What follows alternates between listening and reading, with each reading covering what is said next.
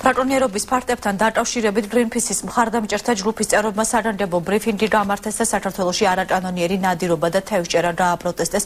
ჯგუფის ხელმძღვანელმა ლაშა ჩხარტიშვილმა ბუნებრივი რესურსების სამინისტროს მის დაქვემდებარებაში გარემოს დაცვის სპეციალური ჯგუფის შექმნის მოთხოვნით მიმართა და განმარტა, რომ აღნიშნული სამსახურის შექმნის შემთხვევაში გახშირებული არაკანონიერი ნადირობა და თევზჭერა შემცირდება.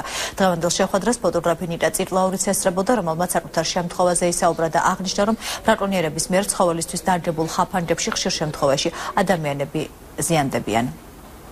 მუშაობდი რაჭას რეგიონში, შაორის ტბის თავზე, გორაკზე ავედი, საფეხმავლო ბილიკზე მივდიოდი და ჩავარდი დათვის ხაფანგში.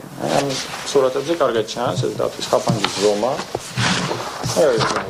საკმაოდ დიდი რაღაცა, იქიდან თავის დაღწევა შესაბამისი ცოდნა თუ არა გაქვს, პრაქტიკულად შეუძლებელია. მე გამემართლა, რომ არც ფეხი მომწვა და შესაბამისი ცოდნაც მქონდა და მარტივად გამოძვერი, ასე თქვა, 9 საათი დამჭირდა მაგისთვის.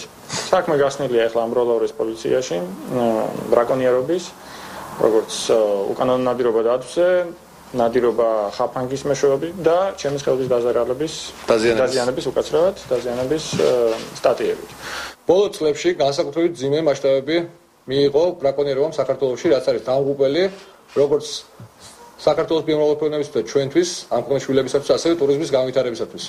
აღნიშნული გამოწვეული იყო პირველ რიგში გარემოს დაცვის ინსპექციის პრაქტიკულად გაუქმებით, მისი გადატანით ენერგეტიკის სამინისტროში და ამ ყოველივემ ისეთი მძიმე სახე მიიღო, რომ უკვე ადამიანების კი ხდებიან მსხვერპლი ბრაკონიერების